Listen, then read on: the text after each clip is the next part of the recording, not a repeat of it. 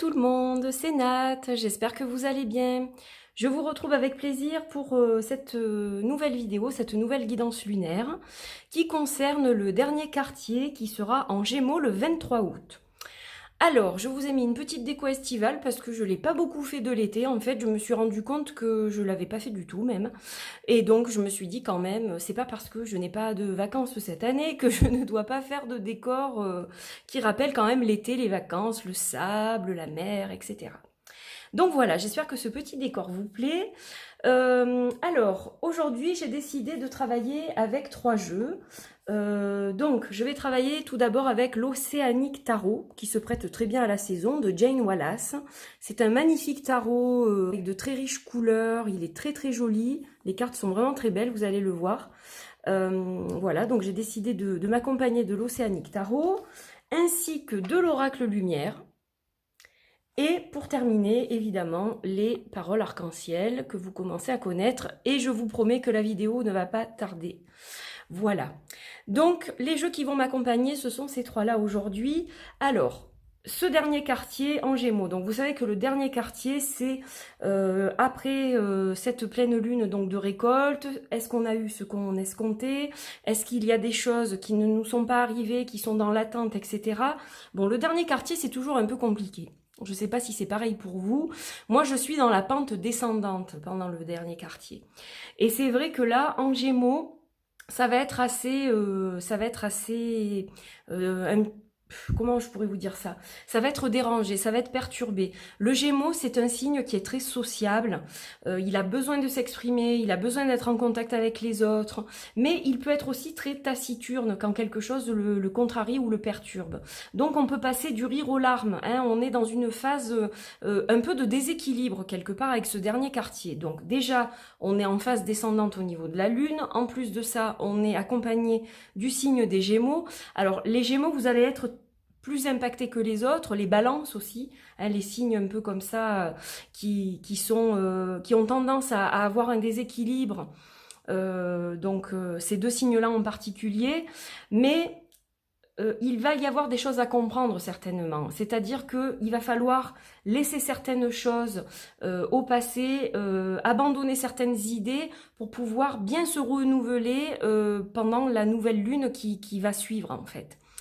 Alors, on va voir un peu ce que nous disent les cartes, mais voilà, attendez-vous à être très perturbé pendant 2-3 jours avec ce dernier quartier, même 4 jours. Hein, ça va être des énergies qui vont être assez bousculantes, qui vont être intenses, qui vont être un peu chaotiques, je dirais. Voilà, ça peut aller jusque-là.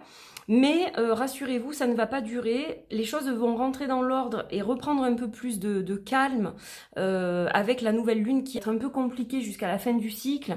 Mais ensuite, tarot. Et on verra ensuite le conseil de l'oracle lumière. Alors évidemment, un peu différent tirage pour tous.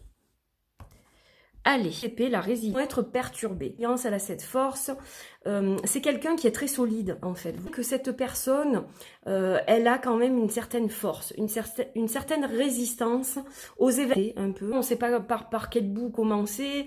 On ne sait pas comment prendre les événements. Voilà, c'est un petit peu compliqué à ce niveau-là. Mais ce sont les énergies qui seront là pendant quelques jours. Elles vont être stagnantes, donc il faut prendre sur soi en fait et laisser passer cette période, tout simplement. Il n'y aura pas grand-chose à faire à part laisser passer cette période. Voilà.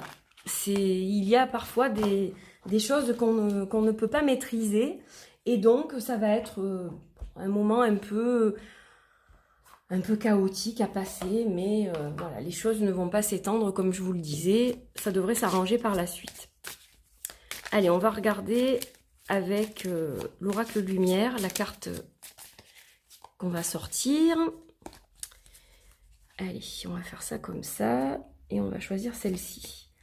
Alors, on a la sagesse de Leaf, qui est une très très belle carte, que je vais poser ici.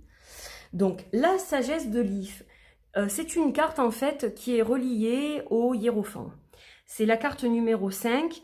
Elle est, comment dire, elle est reliée à la carte du hiérophant dans le tarot. D'ailleurs, vous le voyez avec tous les symboles religieux qui sont accrochés à l'if. Vous avez le symbole de l'infini, vous avez le yin, le yang, vous avez énormément de choses. Donc le yin, le yang, ça parle quand même d'équilibre. Donc cet équilibre, vous n'allez pas le perdre complètement. C'est juste que on traverse une mauvaise passe énergétique qu'il va falloir de toute façon l'affronter, hein, on n'a pas le choix. Mais on a quand même cette sagesse en nous pour rester zen, si je puis dire ça comme ça. En fait, on est solide, on possède certaines clés de sagesse, de connaissances qui vont nous permettre de traverser ce moment un peu particulier au niveau des énergies. Donc là, on nous dit finalement de mettre ce temps à profit, puisque certaines choses n'avancent pas dans notre sens ou sont stagnantes. Pourquoi ne pas en profiter pour travailler sur d'autres choses en fait? C'est pas parce que certaines choses sont immobiles que tout l'est en fait. Donc pourquoi ne pas laisser certaines choses de côté le temps que ces énergies s'améliorent et faire autre chose aussi, tout simplement. En fait, on vous demande un peu de sagesse, on vous demande un peu de prise de conscience, de regarder autour de vous, de vous calmer. Ça sert à rien de s'énerver dans ces moments-là. Donc, vous allez devoir retrouver une paix intérieure. Ça va peut-être vous aider à ça, en fait, le fait que les choses ne bougent pas. Ça va vous aider à retrouver un calme. Finalement, quand vous verrez que les choses n'évoluent pas, eh bien, vous n'aurez d'autre choix que de patienter. Donc, ça va vous apprendre la patience. Et pendant cette période-là, eh bien, on vous invite à vous concentrer sur des choses qui peuvent vous apporter par la suite, évidemment. Alors, ça, c'était pour le tirage. On va regarder maintenant avec les paroles arc-en-ciel. Et je vais vous tirer également une carte de rituel. Voilà, tout n'est pas perdu, disons. C'est pas parce que ce qu'on avait en tête n'avance pas que tout le reste est bloqué. Vous n'êtes pas bloqué, vous pouvez très bien agir et faire certaines choses. Alors on retombe sur cette carte-là, je crée mon abondance. Donc vous voyez que c'est vraiment à vous de prendre les choses en main. Certaines choses vont être bloquées, vous allez devoir attendre, les réponses ne viennent pas. Ce n'est pas le moment. Il va y avoir un renouveau, un souffle nouveau avec la nouvelle lune. Il faut patienter. En attendant, on crée son abondance de la meilleure façon possible. Voilà, c'est le conseil qui vous est donné. Vous avez d'autres atouts, vous avez d'autres éléments pour créer et faire d'autres choses en attendant. Et c'est exactement ce que vous allez faire en fait. Voilà, donc c'est quand même un tirage qui n'est pas forcément mauvais. Comme je vous disais, il y a deux faces avec le Gémeaux. Et c'est pas parce que d'un côté on pleure que de l'autre côté on ne va pas rire. Vous voyez ce que je veux dire? Tout ne va pas être parfait. Mais il faut l'accepter et continuer à avancer dans la tourmente. Mais vous verrez que finalement, ça ne sera pas si difficile que ça. Alors, on va tirer une carte de rituel. Ah, si j'arrive à attraper mon jeu. Hop, donc celui-ci, vous le connaissez aussi, le rituel deck. Alors, on va voir un peu ce qui nous est conseillé de faire, justement, pour ce rituel lunaire. Pour ceux qui le pratiquent, bien sûr. Donc, je vais mélanger mes grandes cartes. Allez. Donc, qu'est-ce qu'on va nous dire aujourd'hui? Allez, on va tirer, hop, celle-ci. Le feu. Ah, c'est intéressant. Là, on vous demande de travailler avec l'élément feu.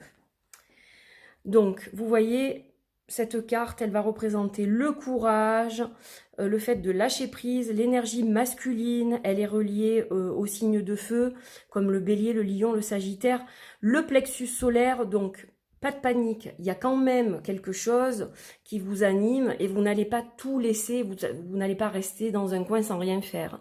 Simplement, voilà, il faut accepter que certaines choses aient du retard et qu'elles ne se concrétisent pas tout de suite. Mais dans tous les cas, on a quand même des énergies qui sont mitigées, qui ne sont pas forcément, comme je vous le disais, complètement négatives.